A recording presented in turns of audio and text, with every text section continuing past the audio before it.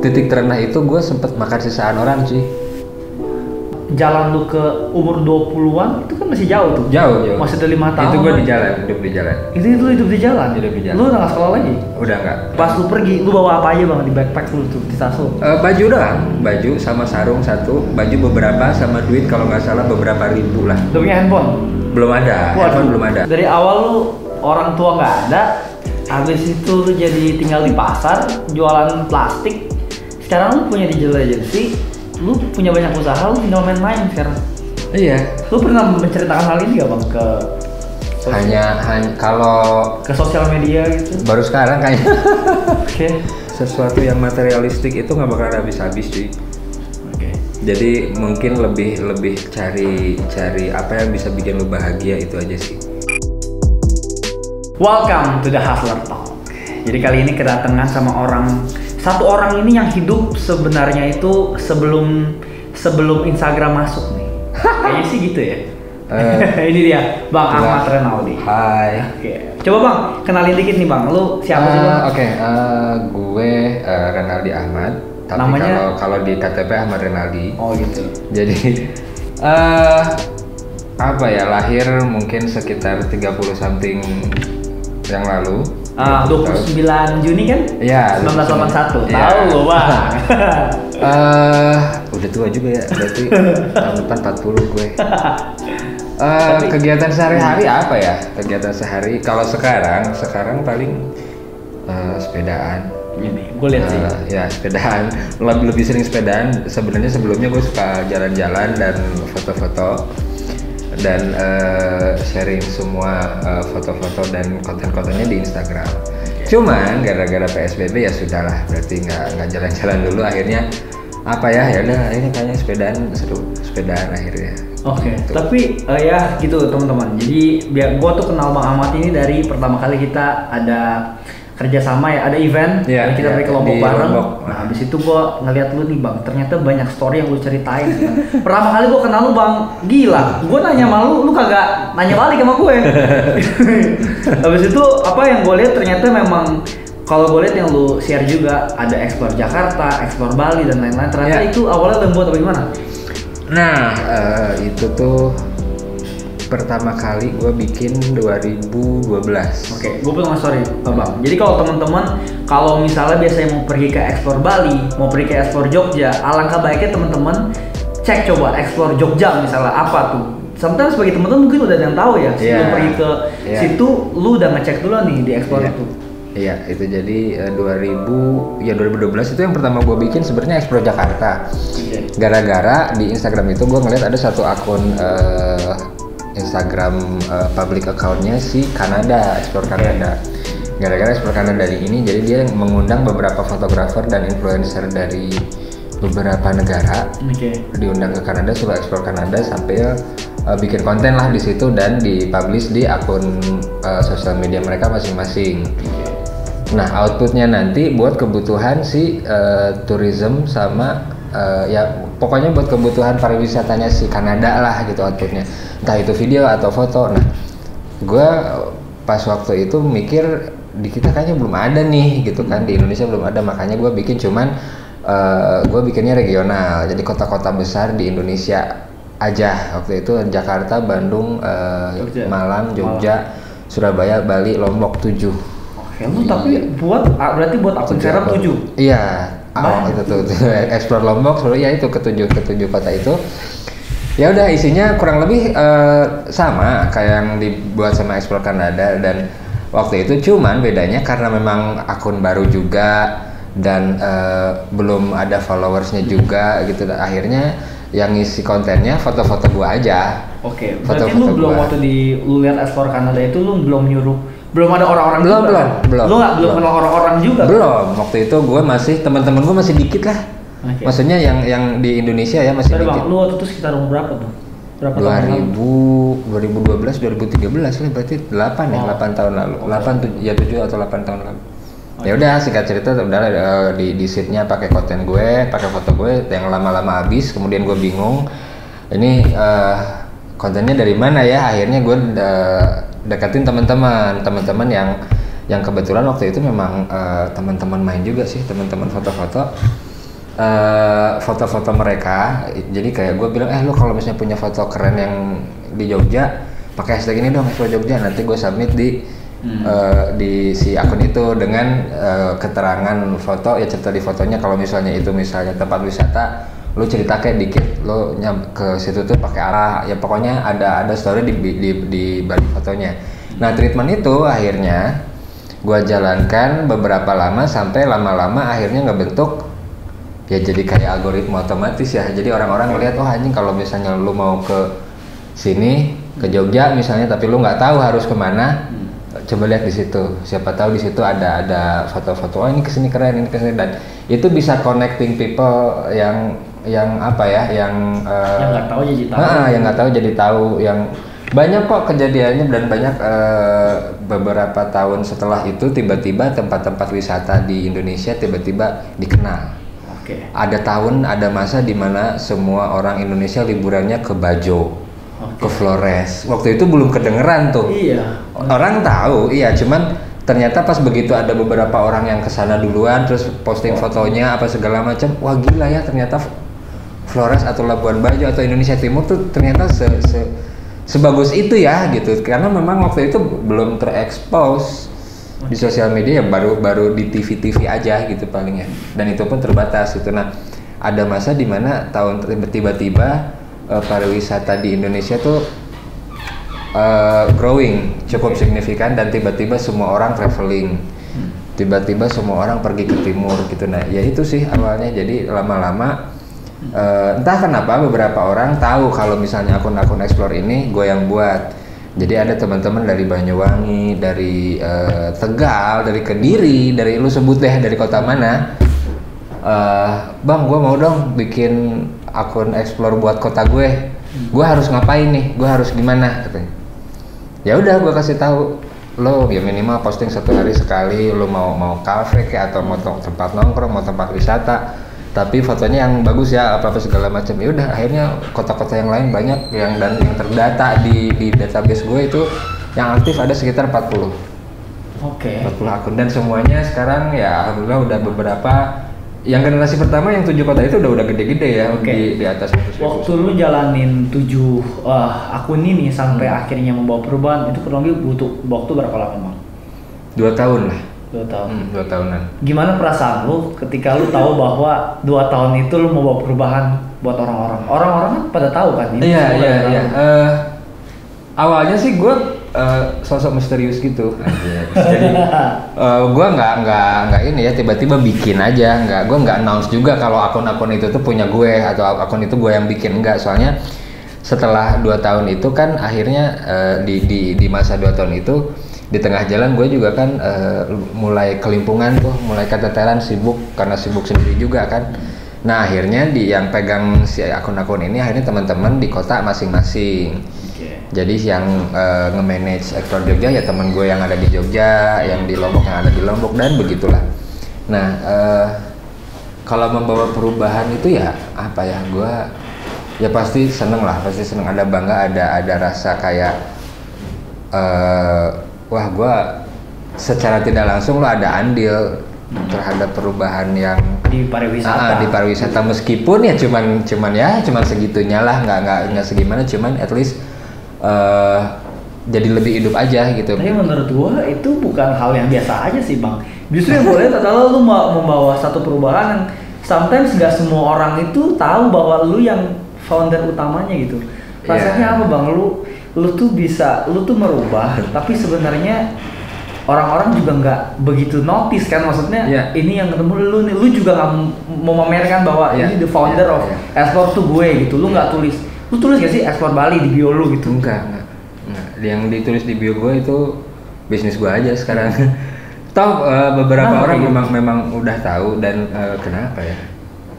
Gue ngerasa kayak emang biar apa sih gitu? Ya biar lu keren, Bang. Iya. Kan keren, Bang. Lu kan pencetus utama, founder Explore Bali, Explore Jogja. Keren. Ya mungkin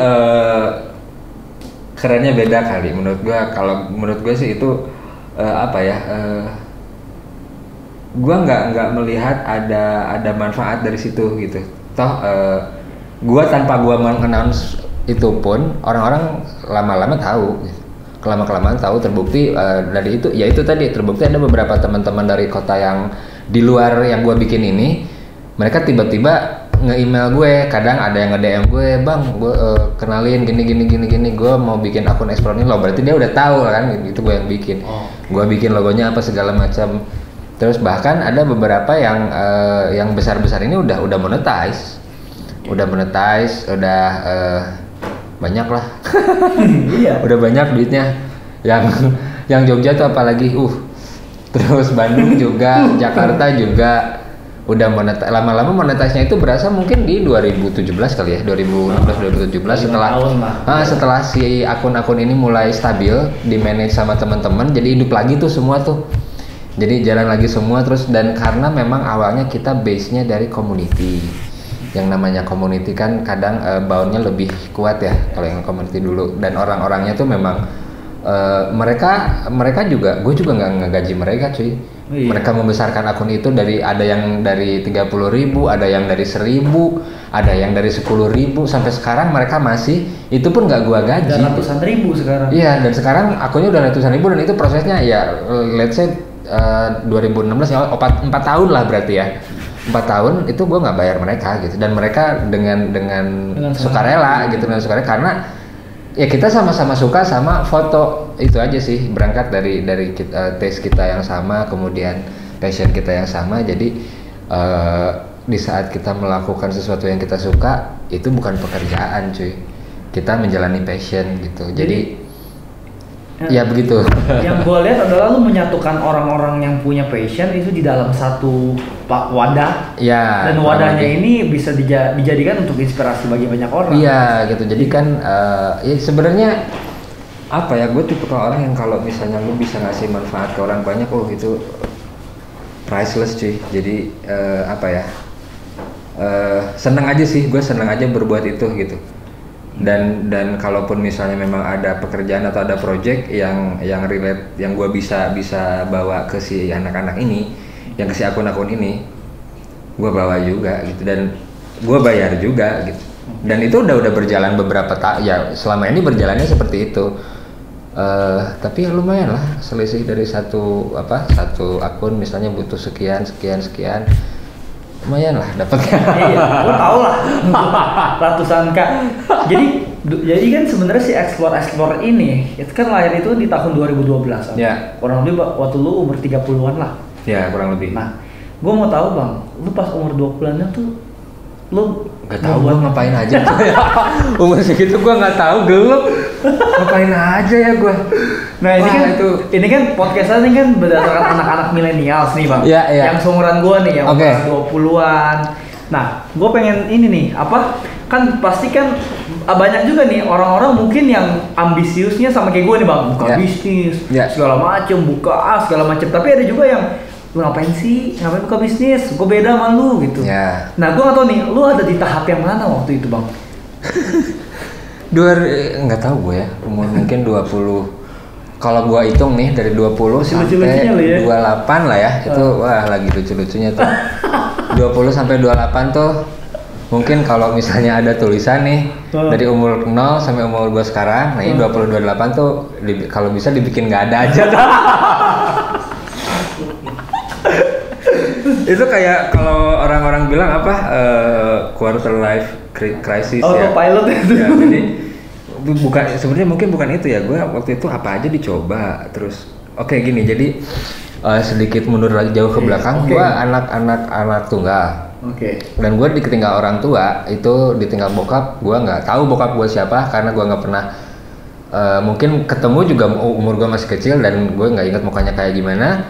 Terus gue ditinggal nyokap umur 9 tahun. Berarti lu broken home dulu? Iya, dan umur 9 tahun itu ya nggak punya adik, nggak punya kakak cuy. Oke, gitu lu kan, anak sendiri? Iya, anak-anak. Nah, abis itu kan dioper-oper tuh akhirnya, soalnya keluarga dari nyokap tuh bingung, semua bingung nih anak mau digimanain nih. Adik kagak ada, kakaknya kagak ada, orang tuanya udah nggak ada, semua dulunya siapa nih? Ya udah, ini dioper-oper, udah sama gua aja gitu. Ada sebenarnya itu keluarga dari nyokap sih. keluarga nyokap ikut sama si sepupu gue, terus ada ikut sama tante. Terus bang, kalau gue pengen tahu, kalau gue boleh tahu, bokap nyokap lu waktu itu kemana? Meninggal. Udah meninggal. Jadi yang duluan bokap gue katanya. Kalau nyokap gue emang gue tahu karena di rumah sakit dan gue udah sekolah waktu itu, udah kelas 2 SD. Nah setelah dioper itu ikut sini, akhirnya sampai gue SMP kelas 2. Jadi ke SMP. Jadi gue sebelum SMP itu setelah lulus SD gue sempat dimasukin pesantren karena terlalu bandel katanya. Terlalu bandel. Katanya, padahal lu gak sadar tuh. Kayaknya sih iya sih gitu. Gue kelas 5 tuh SD rambut segini cuy. Ya segini terus belajar ngerokok tuh kelas berapa? Kelas 3 SD. Ayo dengerin tuh. Gila lu. Ya terus sampai akhirnya ya udahlah, keluarga juga bingung ini anak bandel banget, ya udah di pesantren ini juga gue kabur juga dari pesantrennya. sampai akhirnya semua keluarga nyokap tuh kumpul kayak sidang lah gitu, musyawarah nih bocah mau diapain nih, udah gede nih mau diurus tapi bocahnya begitu gitu kan. Nah cuman waktu itu gue mikirnya gue tuh termasuk orang yang bosenan. Kenapa? Karena gue harus selalu menemukan hal baru. Kalau gue hidup seperti itu gue nggak punya mimpi cuy. Jadi yang namanya oke lah lo hidup di keluarga masih keluarga saudara misalnya, masih saudara tapi my house is my rules. Ya kan, lo tinggal di sini, lo ikutin aturan sini gitu. Gua waktu itu jadi kayak ini jadi kayak pembantu, tau gak sih lo? Bisa. Iya kan, lu numpang di rumah orang, ya lu harus disuruh apa segala macam. Padahal di situ juga ada pembantu gitu, pembantu benerannya tuh ada. Cuman gua merasa diperlakukan seperti itu gitu, dan gue nggak bisa cuy sampai di titik gue daripada jadi pembantu gue mendingan hidup di jalan gitu, mendingan gue tidur di jalan dah sekalian waktu itu. Nah terucaplah itu dengan cara gue nggak bisa ngomong tapi gue langsung action, cabut dari rumah apa segala macam. Akhirnya berapa bang? SMP kelas 1 ya, kelas 1 mau ke kelas 2. Nah pas begitu cabut apa segala macam udah pada nyerah tuh, nggak mau lagi ngurus gue nih. Ya udah gue bilang gue cabut dari sini itu untuk meringankan biar lu pada nggak sibuk ngurusin gue gitu. Gue hidup sendiri aja gitu maksud. Udah itu tahun 95 96 cabut dari rumah. Belum lahir bang. 98 ini lain kapan 2002 deh. Jadi ya udahlah kasarnya begitu. Jadi cabut dari rumah dan itulah jadi gue terbiasa hidup sendiri. Pantesan lu jadi sendiri. dalam pekerjaan pun gue kalau misalnya gue belum yakin dia bakalan bener, gue nggak bakalan berhenti. Gue make sure dulu bener nggak nih ini gini. Jadi tetap aja gue juga gitu, tapi makanya jadi jatuhnya insecure kalau misalnya terhadap pekerjaan ya, jadinya begitu. Nah jadi kenapa gue ngebangun si explore ini, awalnya gue nggak tahu bakalan jadi seperti ini, cuman gue tahu si sosial media ini bakalan jadi the next big thing ya. Jadi di umur 20 sampai 28 itu gue nyoba apapun yang bisa jadi duit, mau halal mau haram sikat cuy. Oke. Enggak, jadi waktu lu lagi SMP 1 itu kan jalan lu ke umur 20-an itu kan masih jauh tuh. Jauh. Masih ada 5 tahun. Itu gue hidup di jalan. Itu lu hidup di jalan. Lu udah nggak sekolah lagi? Udah nggak. Jadi gue itu sekolah terakhir SMP kelas 2. Jadi kalau misalnya secara akademis ijazah gue SD cuy. Soalnya SMP kagak ada ijazahnya. Gila. Cabut. Tunggu, gue mau tau bang. Waktu lu kan gue anak jalanan ya, kayaknya gue nggak tahu. Pas lu pergi ke jalanan nih, lu hari pertama ngapain bang? Gue ke pasar. Ngapain bang? Nggak tahu. Gue ke pasar. Gue bisa ngapain nih gitu di sini. Terus di pasar. Terus akhirnya. Tunggu, gue mau tau lagi. Pas lu pergi, lu bawa apa aja bang di backpack lu tuh, di tas lu? Baju doang, baju sama sarung satu, baju beberapa sama duit kalau nggak salah beberapa ribu lah. Lu punya handphone? Belum ada. Handphone belum ada. Handphone itu mungkin 2 tahun atau 3 tahun setelah itu baru muncul tuh handphone. Terus lu ngapain bang di pasar? Ya waktu itu apa ya? Gue tuh pas pertama ngeliat, gue kan masih ada duit beberapa ribu nih. gimana caranya bisa muter nih. Oke, lu punya duit berapa waktu itu? Kurang lebih 4.000 atau 7.000 waktu itu. 7.000. Oke. Pokoknya banyak kali ya, itu zaman dulu. Zaman itu banyak. Sekarang berapa tuh kalau sekarang? Pokoknya zaman gua pegang duit 7.000, gua makan itu 300 perak. Makan di warteg ya, makan di warteg 300 perak masih 500 ribuan lah ya. Iya, segitu 200-300 ribu lah. Nah si 7.000 ini kan udah 2 hari takut habis. Gua kan ya masih umur segitu apa sih? Ada dingdong nih main nih dulu. Dipakai ya duit gue pakai duit itu cuma ya kalau kagak diberi pakai main game mulu habis dong gue makan gimana gitu kan. Terus gue lihat ada ini yang ngejajain kantong plastik buat yang di pasar tuh. Jadi buat belanjaan. Biasanya gue ikutin nih beberapa orang. Soalnya gue merhatiin apa yang paling gampang, yang gue bisa gunain ini paling cepet gitu. Gampang, nggak terlalu ribet, tapi cepet. Gue merhatiin itu ada anak-anak seumuran gue ya waktu itu banyak nawarin kantong plastik ke ibu yang belanja, ke bapak-bapak, ke ibu-ibu yang buat bawain belanjaannya. Gue perhatiin ini gimana nih cara kerjanya nih. Terus gue liatin nawarin kalau misalnya dibeli ya udah dibeli, biasanya langsung dibawain sama si bocahnya, dibawain masukin ke mobil, dikasih duit dah gitu kan. Kantong Jadi kantongnya paling cuma 50 perak, tapi biasanya karena lu dibawain dikasih cepet, dikasih 200 perak gitu berlebihannya. Nah, ini gue panggil satu nih. Sini lo. Lo beli ini di mana? Ditunjukin ada bang di sana. Lu jual berapa? Segini. Pokoknya kalau misalnya lu modal 200 perak, beli kantong plastik 200 perak, kalau laku semua bisa jadi gopek. Gitu. Jadi 110 ya, 110% lah gitu. Masih hafal ya lo? Ya, jadi udah awalnya ya udah start dari situ. Selama beberapa hari di jualan plastik. Jualan kantong plastik pakai duit modal itu 7.000. Waktu malam kalau istirahat di mana tidurnya? Ya di situ juga. Pagi-pagi gue sempet paling bete tuh dibangunin sama satpam. Banguninnya bukan gitu. Bukan ngebangunin gue, tapi gue lagi tidur. Di sini ada kaleng Coca-Cola ditendang gitu. Kombreng sambil lewat. gitu. Jadi bener-bener ya street abis lah. Jadi rasanya itu abis bro. Nah dari situ mulailah ketemu sama preman-preman situ, ketemu sama yang nongkrong di situ kan. Maksud preman-preman situ tuh ketemunya pas main dingdong. Ketemu dekat gara-gara dia kalah mulu sama gua. Kalah mulu. Terus ngobrol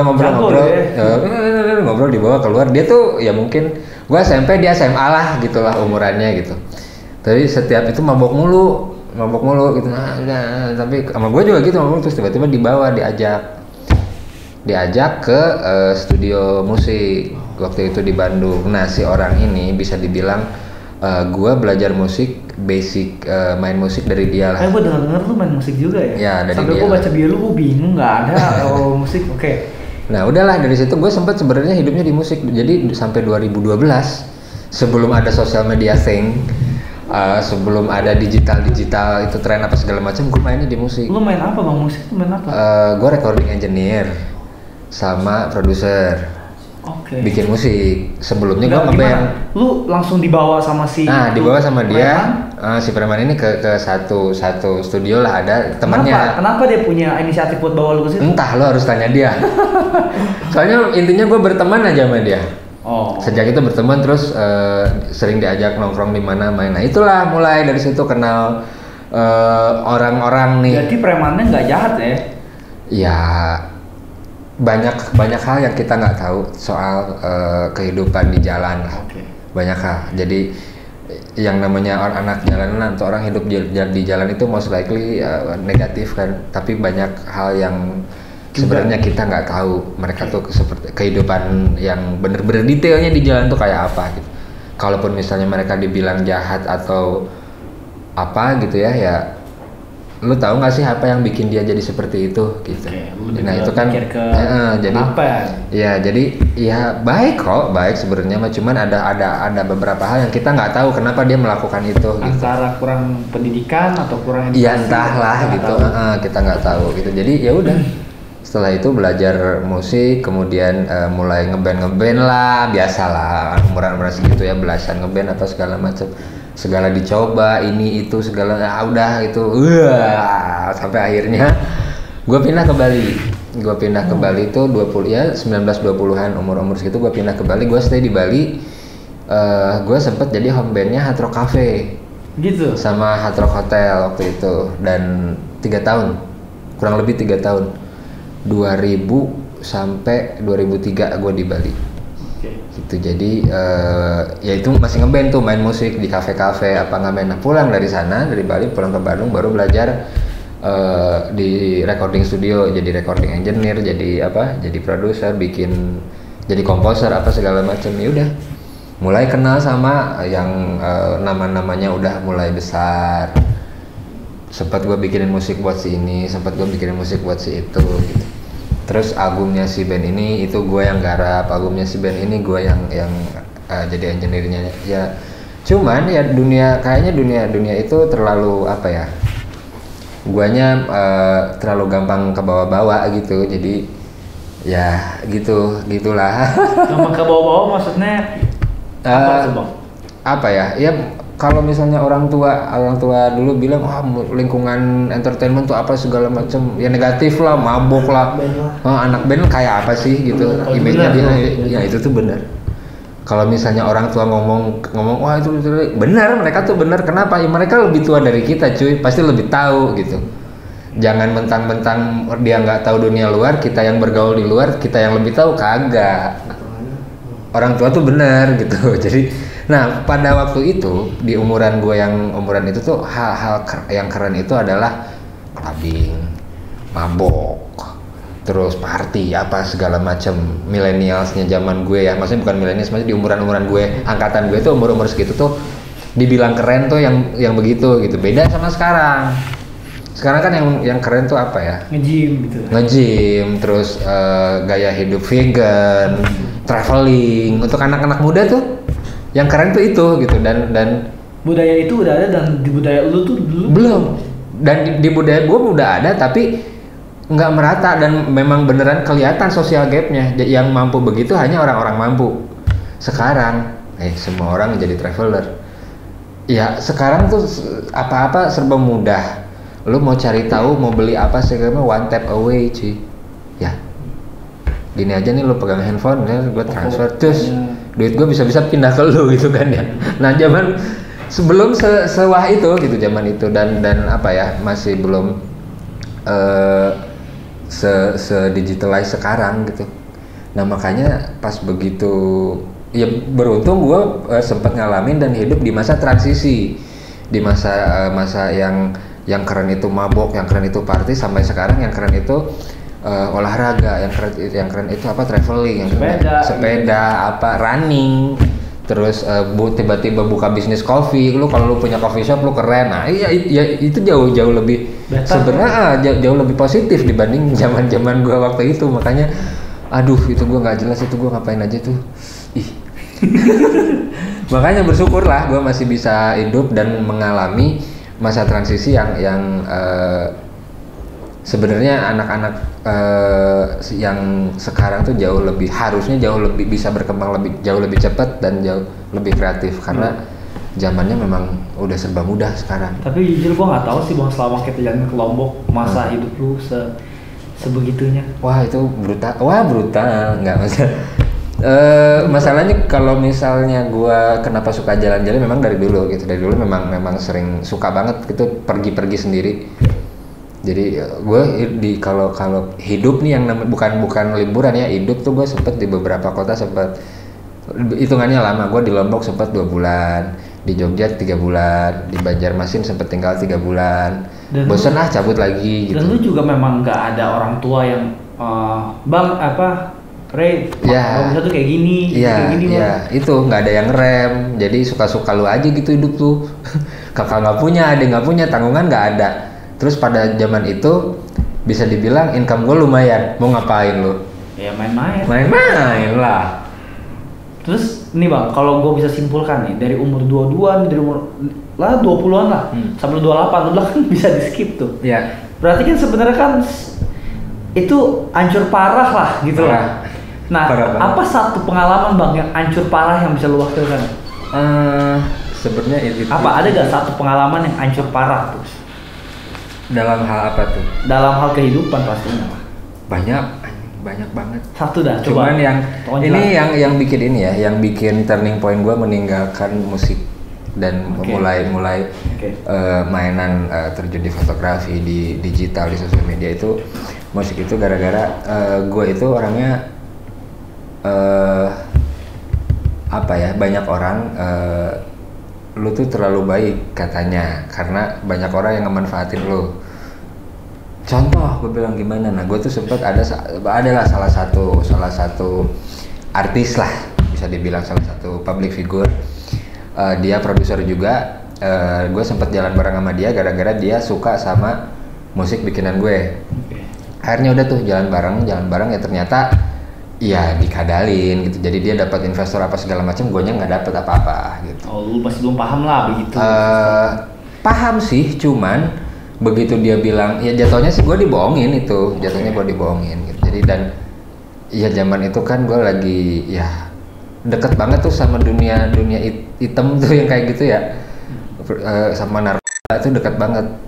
Jadi gue tuh gampang waktu itu, biar gue diem udah pakai aja loh, terus kalau misalnya apa segala macam, tiba-tiba gue jadi semangat bikin musik apa segala macam, hasilnya gue suka, itu ternyata cukup buat gue pada saat itu gitu. Dan dia tahu itu dan dimanfaatin lah gitu. Dan gue sampai dikasih tempat tinggal apa segala macam, tapi project nggak pernah layak gitu dapatnya. Dan itu gue dengar dari bukan ini ya, banyak orang-orang sekitar gue, teman-teman dia juga, teman-teman kita juga ngomong ke gue, itu harusnya nggak dapat, ya standar lah drummer lu tuh harusnya begini, lu harusnya dapat segini lu, masalah itu. Dan gue tutup kuping, nggak gue dengar, karena memang gue pengen tahu nih orang nih, gue diemin sampai mana gitu.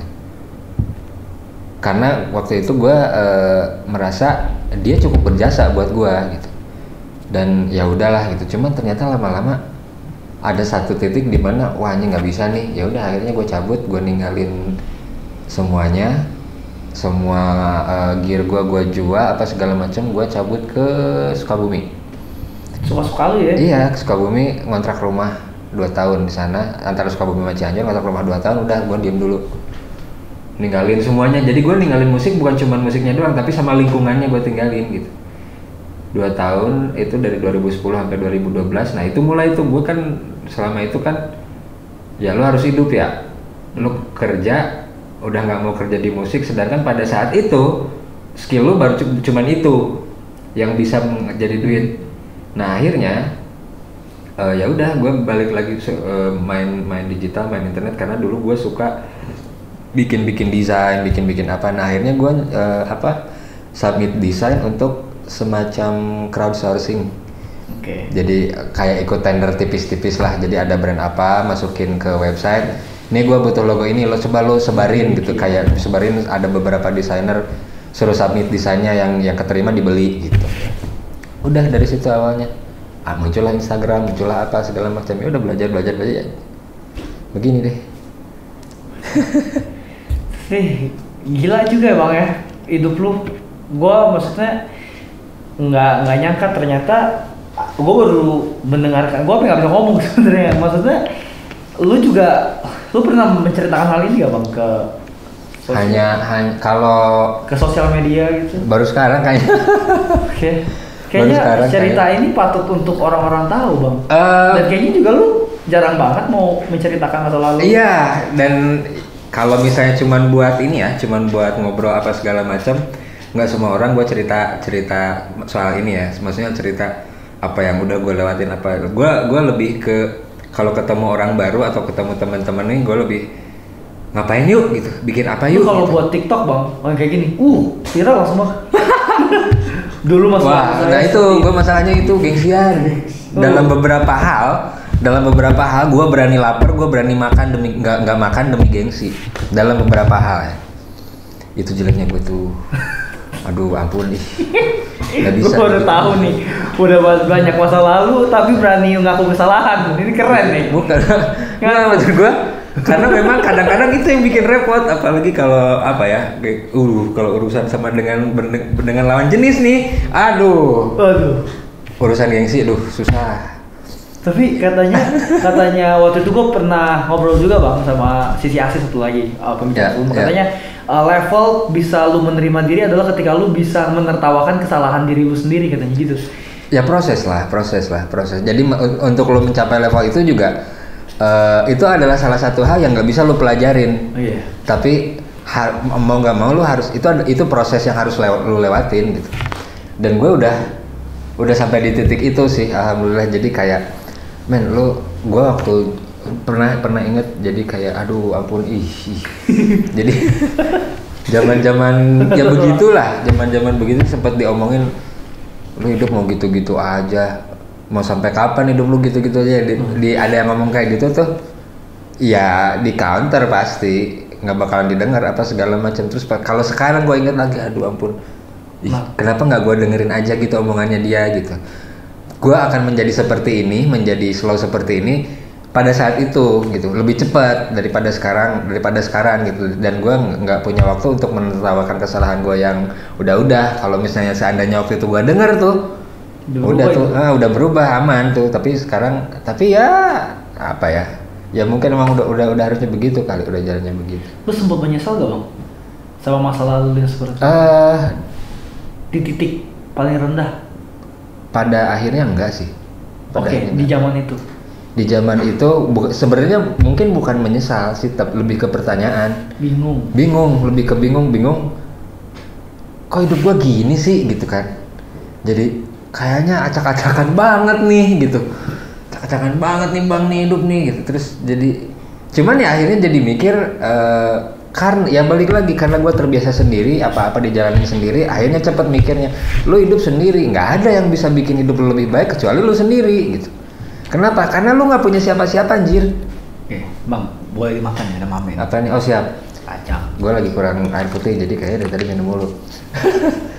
Itu gitu, jadi karena mungkin terbiasa sendiri, sampai hal-hal yang kayak ada temen gue datang ke bengkel gue. Oke, kebetulan gue punya bengkel di Bandung. Kita ngomongin.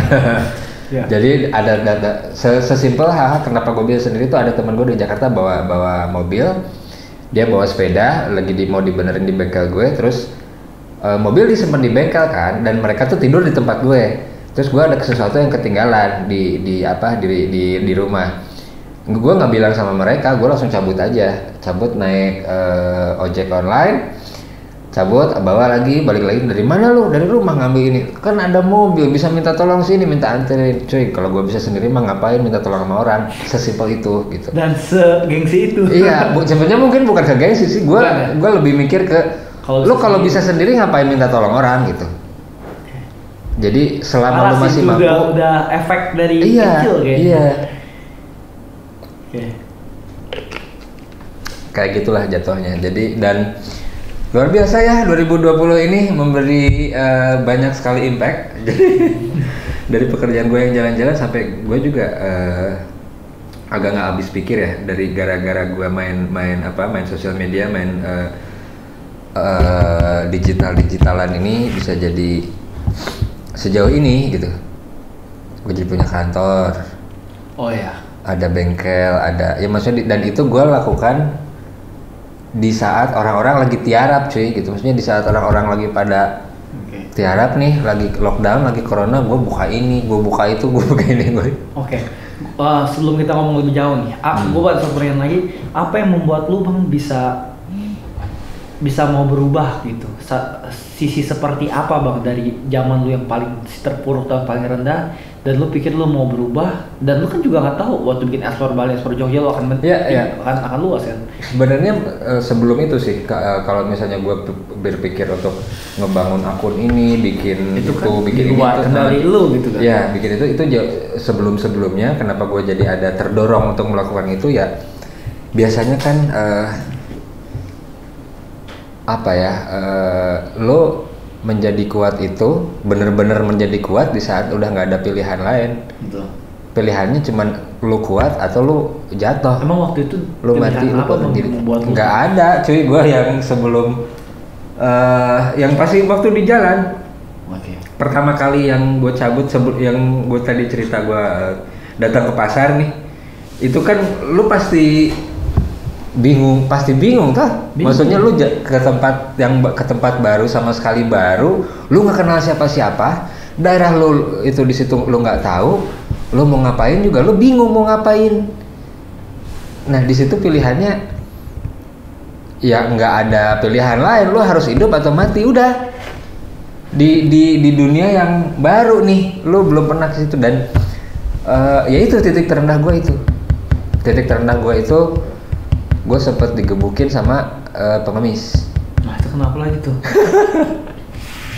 Gue itu kacau. Jadi ya kayak teritorial ternyata. Teritorial. Jadi kayak pengamen apa segala macam. Ya ternyata ada manajemennya atau apalah ya, atau itulah. Jadi gue harusnya bukannya tersistem. Iya. Nah jadi gue misalnya gue daerah gue di sini. Gue duduk di situ, ternyata gue di daerah orang nih, ada yang duduk di situ. Gue parkiran apa segala macam di daerah situ disamperin, lu jangan parkir di sini, ini mah daerah gue. Gue nggak tahu ya lah orang lagi bocah ya, SMP waktu itu, suka gue gini lagi ngomong ini, gue lirik, udah ada satu lirik set, nambah 2 orang gitu, 3, nyamperin semua, iya didang udah.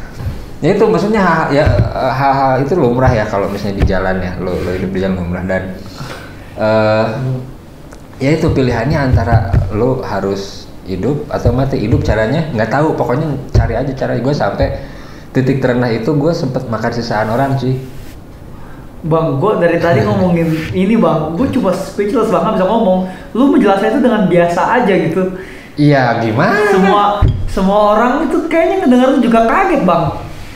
Ya biasa karena gue udah di titik ini sekarang gitu. Maksudnya gue udah slow lah. Jadi titik terendah gue itu makan sisaan bekas orang. Dari rumah makan sampai sampai akhirnya si yang punya tempat makan itu nyisihin biasa, sampai saking seringnya sampai waktu itu bulan puasa sampai gue ditawarin. Lu makan apa bang? Sisaan makan apa lu? Nah apa ya, rumah makan Padang kalau nggak salah. Yang udah banyak-banyak gitu. Iya. Itu titik terendah gue tuh itu. Terus abis dari situ mikir, oke, nggak ya maksudnya pas di masa-masa itu, ini cukup sekali aja gue hidup kayak begini nih. Pokoknya nanti gue harus ada target, ada momen ada saatnya, lu nggak kerja sama orang. Lu nggak bekerja di perusahaan orang, lu nggak bekerja di apa orang, tapi gimana caranya lu diem, orang-orang kerja sama lu yang ngegaji orang, lu diem tapi lu dapet duit, nggak usah kerja, gimana caranya tuh, pikirin dah. Nah udah gitu, itu yang memotivasi gue tuh. Jadi gue nggak mau lapar, gue nggak mau ada di posisi yang anjing gue pengen banget beli itu tapi gue nggak punya duit. Nah gue nggak mau, gue pengen itu beli. Gue pengen pergi kemana, ke Amrik, berangkat udah. Gue pengen pergi ke Lombok misalnya, udah tinggal pergi jalan-jalan apa sih udah. Gimana caranya gue bisa sampai di titik itu, nggak tahu, ya udah hidup aja gitu. Cari dan itu terjadi di 2015. Oke. Itu mulai terjadi tuh. Gue mau ke Lombok, beli tiket dong. Iya mang, minta tanggalnya ya, tanggal segini sini, keluar tiket cabut. Mas, kamu di Bali dari tanggal segini sampai tanggal segini nih, lagi cari hotel gini. Oh di hotel kita aja kang, gini. Oh ya aman ya, aman. Udah. Kejadian, udah. Terus sekarang lu udah punya digital agency, gimana tuh ceritanya? Digital agency sebenarnya jadi ini ada partner gue satu orang. Dulu sebelumnya itu 2014 juga, 2014 dia tuh klien gue. Digital agency ini udah berjalan, pas ekspornya udah jalan nih? Iya, tapi kita masih dua orang yang berbeda. Oke. Gitu, nah dia nyamperin, dia punya lagi ngedevelop satu brand ini apa, jas hujan. Oke. Yang brand luar tuh adalah yang ini, nah dia ininya ke situ. Nah dia itu klien gue dulu. Okay. Dia butuh social media management, butuh konten, sama butuh campaign, plus butuh public account. Nah waktu itu gue ada Explore Bandung nih, sama akun gue pribadi. Oke ya udah kita kerja sama aja gitu, dan udah deal jalan 3 bulan dan achieve KPI achieve. Terus akun Instagramnya juga hidup selama 3 bulan, udah dapet sekitar 2000-an followers. Berarti belum berawal dari Digital Agency ini, tapi berawal belum megang satu perusahaan. Iya, satu atas nama personal. Jadi gue emang ngejual diri aja gitu. Jadi bener-bener branding gitu. Nah udah pas setelah udah kelar, udah aman, udah ini, terus tiba-tiba si orang ini di tengah jalan ngehubungin gue. Jadi ternyata dia itu adalah branding house sebelumnya ya, namanya Grow Up Branding House. Dia nge-branding ini apa namanya ya, apapun lah, dia lebih ke inkubator sih sebenarnya, tapi dia ngedevelop from scratch sampai jadi gitu, sampai from scratch to impact gitu istilahnya. Jadi dia main duit orang, ada investor. Nah tiba-tiba si investornya ini bermasalah, di tengah jalan pengen narik duit gitu. Nah, habis lah duitnya, bingung lah mereka mau ngapain, dan mereka tiba-tiba ingat sama campaign yang pernah kerja sama bareng gue. Terus tiba-tiba entah kepikiran apa, dia nelfon gue ngehubungin, bikin sesuatu yuk katanya. Mau bikin apa? Gue bilang kalau ujung-ujungnya duit mah gue ayo, gue bilang. Terus kalau ada duitnya nih, iyalah katanya harus ada. Ya udah, akhirnya ketemu lah gue sama si orang ini, ada bertiga, satu orang lagi. Kita bikin ngejalanin si Grow Up ini, tapi mainnya ke digital. Nah, ke sosial media, ke kreatif marketing. Itu gimana cara mainnya kita nggak tahu, tapi gimana cara jualannya kita tahu. Nah, bisa nggak lo ngasih tahu apa yang kita nggak tahu, katanya. Ya udah, gua kasih tahu. Nah, oke. Coba lu, aset gua digital semua. Coba lu konversi si akun-akun ini dan monetize, bisa nggak? Selama ini udah monetize belum? Udah beberapa, gue bilang. Monetisnya begini. Itu yang gue lakukan selama ini. Coba lu bisa kembangin nggak gitu? Nah ya udah, jalan ketemu. Oke, deal ya, deal, bikin satu tim. Akhirnya gue masuklah ke Grow Up ini di posisi co-founder jatuhnya. Karena semua gue acak-acak lagi si sistem ininya. Dan itu nggak berjalan mulus juga. Itu selama sampai 2017 itu anjing goblok sama partner gue sering tuh. Karena beda isi kepala lah, beda visi apa segala macam. Cuman kita yang paling bertahan. Dari berempat ada beberapa orang tuh semua mental. Cuman kita berdua yang paling bertahan karena memang kita sama-sama tahu ini gede nih, bisa jadi sesuatu yang gede nih, bisa jadi sesuatu yang apa ya, yang sustain. Dan yang paling penting adalah kita suka sama hal-hal yang berbau kreatif, media, audio, foto, apa segala macam, video. Ya udah, akhirnya lama-lama karena sering berantem, karena sering beda paham, tapi akhirnya jadi sama-sama tahu kan.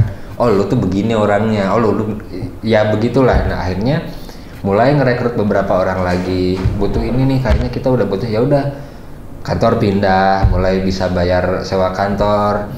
Terus udah mulai bisa nambah orang, nambah tim. Nah pas 2017 tuh mulai dapat project yang nilainya lumayan, dan udah mulai nggak bisa nih, lu kalau angkanya segini harus PT, kalau angkanya segini nggak bisa CV. Ya udah bikin PT, akhirnya jadi PT di 2017. Udah nih jalan 2017 nih gue tinggalin, udah lo jalan sendiri. Setelah PT gue naik jadi komisaris. Nah CEO nggak ada, ya udah lu aja lah, gue nggak ngerti urusan kayak begini, gue mah kagak sekolah, gue bilang gitu. Gue mah ngertinya begini, pokoknya gimana caranya lu hitung dah pokoknya. Yang bisa berubah nama lu jadi Skinny Monkey itu gimana? Itu sih nggak ada arti khusus maksudnya. Tapi Skinny Monkey bukan nama si digital agency ini? Bukan. Skinny Monkey itu akun personal. Kirain itu merubah. Enggak, jadi sampai sekarang namanya tetap itu Grow Up. Grow Up aja. Jadi bagi teman-teman yang lagi nonton ini punya brand, bisa langsung ke Grow Up nih. Ada di bio gue ada tuh. Tinggal nah itu udah. Akhirnya setelah gue inget tuh sama bos gue dulu, mungkin ini gue nggak harus kerja tapi gue dapet duit. Ya udah, akhirnya setelah gue jadi komisaris, dia jadi CEO. Ya udah, per 2018 mungkin udah berasa, udah mulai menikmati hasil kerja nih. Tapi berarti di si Grow Up ini setiap per bulan atau itu pasti ada brand yang masuk, Bang? Alhamdulillah ada. Dan kontraknya kita minimal per 6 bulan. Berarti per 6 bulan ke setahun. 6 bulan hidup lu aman nih. Iya, gitu, minimal anak-anak aman lah gitu, di minimal. Dan ya alhamdulillah sekarang 11 atau 12 orang di kantor. Keren tuh, Bang. Terus ya begitulah. Habis itu jalan ya. Terus gimana lu punya banyak usaha, lu jadi apa, punya bengkel, punya warung? Nah, karena pas zaman PSBB kan gue kan side job gue itu jalan-jalan kan, maksudnya ngeliput aja, traveling dan beberapa sponsor gitu. Jadi di saat PSBB kan nggak ada sama sekali tuh job-job itu. Akhirnya ya udah pas begitu ingat gue punya sepeda, ya udah gue main sepeda. Awal-awal gue nggak nyangka juga bakalan seserius itu gue sepedahan gitu. Ternyata tahu-tahu kayaknya nemu enaknya sepedahan, terus nemu ketemu sama orang-orang baru yang anak-anak yang udah duluan main sepeda gitu, terus banyak ngobrol, banyak nanya, dan akhirnya gue lebih tertarik, dan gue nyemplung sampai gue sepeda ada berapa? Ada 4 kali. 5 total yang dijual 2, sisa sekarang 3. Dan ya udah akhirnya kayaknya gue harus punya unit bisnis baru nih yang berhubungan dengan apa yang gue suka juga gitu. Yang Grow Up itu kan apa yang gue suka jelas. Nah ini gue lagi suka sesuatu yang baru nih. Hobi nih apa ya? Udah ini bikin bengkel. Awalnya bengkel cuci. Jadi emang cuma buat cuci sepeda doang. Karena memang tiba-tiba kan di PSBB juga pesepeda tiba-tiba berlipat-lipat, nambah banyak gitu. Itu terus ada tabungan juga, ada duit lebih juga dikit, gue bikin tempat makan di sebelahnya. Sekarang masih jalan tempat makan? Baru buka November. Gue harus datang tuh kayaknya. Iya harus. Makan apa itu? Ada macam-macam, ada mentai, ada sushi, ada apa lagi, ada semacam claypot, makanan mie gitu yang dimasaknya di claypot. Ada nasi goreng tiarbah itu namanya, itu sempat viral kemarin, buka di tempat gue. Ada jamu, ada jus, ada mungkin nanti ada pokoknya semua dijual di pasar ya. Ya ada lah, ya lo datang lah kapan-kapan. Iya bang. Sekarang lu ngejalanin itu semua. Iya. Dari awal lu orang tua nggak ada, habis itu lu jadi tinggal di pasar jualan plastik. Sekarang lu punya digital agency, lu punya banyak usaha, lu tinggal main-main sekarang. Iya, jadi pokoknya target gue setahun lebih cepet kayaknya. Udah goals ya, maksudnya gue waktu beberapa di usia 30-an, 30 awal, gue 40 tahun udah nggak mau kerja. Pengennya main-main aja, kalaupun gue mengerjakan sesuatu harus sesuatu yang gue suka, dan ternyata terjadi lebih cepat gitu. Jadi ya alhamdulillah terjadi lebih cepat. Udah slow lah sekarang. Ya slow kayak beginilah, makanya kalau misalnya lu bilang ceritanya itu gini apa ceritanya lu kayak biasa aja, tapi ya emang harus gimana ceritanya, ya memang ya begitu kejadiannya seperti itu. Lu selama hidup bang 20 tahun, satu pegangan yang bisa lu pegang dari dulu sampai sekarang tuh apa sih bang? Ini dalam nih. Iya kan dalam nih. Perlu dong. Iya oke, karena gue ngeliat lu tuh kayak nggak ada panduan bang. Jujur gue kalau hidup kayak lu bang, gue nggak tahu bang. Ya alhamdulillah gue hidup di keluarga gue itu beberapa termasuk bisa dibilang religius, dan gue hidup di kampung bisa dibilang kampung santri lah gitu. Jadi sebandel-bandelnya gue dulu, gue masih tetap yakin karena gue muslim, gue masih tetap yakin Allah nggak ninggalin kita, itu aja. Gue bangkar-bangkarnya hidup nih, kayak sejatuh-jatuhnya gue berarti gue dibuat ada sesuatu di balik itu, Kalau mungkin ya standarnya bilang di segala di segala kejadian, segala sesuatu pasti ada hikmahnya. Ya, mungkin itu bahasa lainnya gitu. Cuman kalau versi gue sih selalu ada alasan untuk sesuatu. Kenapa lu begitu? Gue berpikirnya karena mungkin ya lu dari umur bocah apa sebenarnya mungkin ya itu proses lu untuk menjadi seperti ini itu kan nggak gampang ya. Ya mungkin lu harus ngelewatin prosesnya begitu, makanya gitu. Karena dengan apa yang lu punya sekarang, di mana posisi lu sekarang berdiri nih, ratusan mungkin ribuan orang bekerja untuk susah payah untuk biar berada di posisi gue sekarang gitu. Sedangkan gue nggak pakai modal apa-apa cuy, ke sekolah kagak, modal dengkul sama modal bacot dah.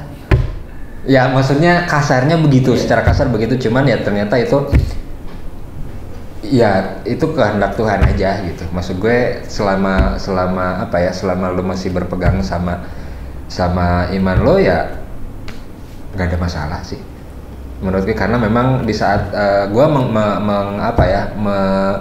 mengartikan bahwa semua rezeki itu udah diatur ya toh. Nah maksudnya tuh rezeki udah diatur bukan lu mau kerja mau enggak lu dapat rezeki, enggak, bukan itu. Meskipun mungkin di satu sisi begitu, tapi enggak, maksudnya rezeki udah diatur itu lu hidup sebagaimana manusia seharusnya manusia, lu beraktivitas seperti manusianya manusia, lu bekerja seperti manusia. Nah nanti rezekinya diaturin nih yang sesuai. Udah bekerja dulu. Iya, yang penting lu berdoa, bekerja apa segala macam. Yang penting ada usahanya. Setelah itu baru nih diaturin rezekinya. Nah itu maksud kalau gue sih mengartikannya seperti itu. Mau jalan sekarang kayak gitu. Gue udah usaha dulu. Udah kalau udah nggak tahu itu udah tulang Tuhan tuh. Okay. Jadi kalau misalnya udah usaha, udah berdoa apa segala macam ya itu berarti bukan rezeki lu. mau sejumpalitan gimana juga nggak bakalan nyampe. Gue juga sejalan gue yang sama lu, gue nggak tahu lu tuh bukan lulusan SMP, bukan lulusan apa, tapi jadi cara ngomong lu emang kayak bukan orang bego gitu. Nggak, itu gue dapat dari beberapa teman-teman yang memang, nah ini masalahnya, gue udah highlight tadi kalau gue gengsian toh. Nah di umur gue yang belasan itu kan lagi sebenarnya umur saat-saat dimana wah dia dibeliin motor sama bokapnya gini terus lu main sama si ini tuh ada social gap gitu. Lu ada satu lingkungan atau ada satu komunitas, kalau misalnya lu bukan siapa-siapa lu nggak dilirik. Ada aja tuh lingkungannya kayak gitu di mana-mana. Nah gimana caranya lu biar masuk ke lingkungan itu? Lu harus jadi sesuatu dulu, lu harus tahu apa yang mereka nggak tahu, lu harus bisa apa yang mereka nggak bisa. Nah itu yang gue lakukan karena gue nggak sekolah, karena gue nggak dapat pendidikan secara formal. Ya gimana caranya bisa bergaul sama community yang ini, bisa bergaul sama lingkungan yang ini, yaitu gue harus punya sesuatu yang mereka nggak punya, harus tahu apa yang mereka nggak tahu, harus bisa apa yang mereka nggak bisa. Oke, bisa kasih contoh dong satu apa yang waktu itu lu kayak begitu? Gue masuk lingkungan musik, gue harus menonjol, gue harus nomor 1 di lingkungan itu. Jadi ada masa dimana gue punya band nih. Waktu itu gue drummer, jebret lagi pas misalnya lagi main apa segala macam, itu gitarnya bukan gitu.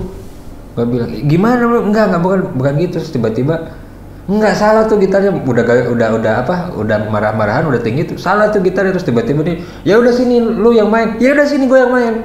Drum bener, dengerin ya drum bener. Nah gini kan, lu salah gue bener. Udah, jadi lu harus berada dimanapun lo harus harus jadi alpha. Minimal lo harus bisa apa yang mereka nggak bisa, minimal. Jadi kalau lo udah di posisi itu, once lo udah solid sama tim ini, lo cabut, hancur itu tim. Tapi kalau lo mau ada mereka nggak ada mereka, jalan aja nggak ada mereka, udah cari yang baru, bentuk lagi. Jadi kemauan dan pemikiran konsep seperti itu yang lu pertahankan di setiap hidup lu, checking point lu, gue harus begini, checking point lagi, gue harus jadi yang ini. Iya, karena gue nggak punya apa-apa. Apa coba? Gue nggak ada support system cuy. Yang support gue keluarga kagak ada, kakak nggak punya, adik nggak punya, orang tua udah nggak ada, udah nggak punya apa-apa gitu. Dan untuk menjadi stand out di satu community itu lu harus yaitu apa yang membedakan lu dengan yang lain gitu. Dan ya udah, jadi yang selalu gue pegang adalah itu, gue harus menjadi nomor 1 dimanapun gue berada gitu, atau minimal gue harus dilirik karena gue bisa apa yang mereka nggak bisa gitu. Gue mampu melakukan sesuatu apa yang mereka nggak lakukan, itu aja sih. Ini kita ngobrol udah 1 jam 10 menit lebih ya begitulah. Yang namanya ngobrol. Gue kayaknya juga udah nggak akan ngomong bang 5 tahun lagi. Lu bisa pengen akhir gue tuh kayak gitu. Kayaknya dari jam itu lu akan jawab ya lihat aja dengan berjalannya sendiri seperti ini. Iya. Tapi gue yang lebih pengen gue tanyakan adalah gimana bang pesan lu buat anak-anak sekarang, atau mungkin dia seumuran lu bang, dan seumuran lu mungkin juga belum mendapatkan kesempatan atau belum mendapatkan jawaban seperti lu. Mungkin di zaman 40-nya masih di zaman 20-nya lu nih. Iya. Nah, lu punya pesan gak buat orang-orang kayak gitu? Apa ya? Sesuatu yang materialistik itu gak bakal habis-habis cuy. Jadi mungkin lebih cari apa yang bisa bikin lu bahagia, itu aja sih.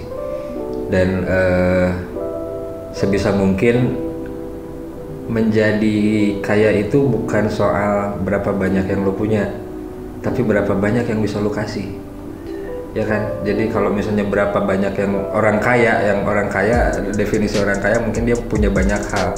Kalau misalnya kita let's say ngomongin harta, tapi kalau dia nggak pernah memberi, berarti itu dia merasa kurang dengan apa yang dia punya, makanya dia pelit, makanya dia nggak memberi. Tapi orang-orang yang berapapun hartanya, tapi dia bisa memberi sama orang, itu berarti dia lebih dari cukup hidupnya. Itu orang kaya. Kenapa? Dia udah bisa mampu memberi sama orang lain, berarti buat dirinya juga udah lebih dari cukup, makanya dibagi-bagiin, ya kan? Berapapun yang dia punya, nilai yang dia punya gitu. Ya bedanya banyak lah. Contoh-contoh kayak lu punya 1 juta, lu ngasih pengemis 100.000, sama gua punya 100.000, gua ngasih pengemis sama 100.000 kekayaan gua ngasih semua yang gua punya, ya kan? Lu cuma ngasih 10%-nya gitu, beda. Nah jadi ya bukan berapa banyak yang lu punya, tapi berapa banyak yang bisa lu beri sama siapapun, sama siapapun. Itu aja sih. Kayaknya udah bang. Itu. Thank you banget bang. Siap, sama-sama. Seneng banget bisa di sini. Apa ngomong 321 salam hustler bang? Salam hustler gimana ininya? Kayak gini aja. 321 salam hustler. Barengan nggak nih kita? Barengan lah, biar lo yang hitung. Iya. Jadi gua kesana, lu kesini. Iya betul. Oke. 3, 2, 1. Salam hustler. Lanjut.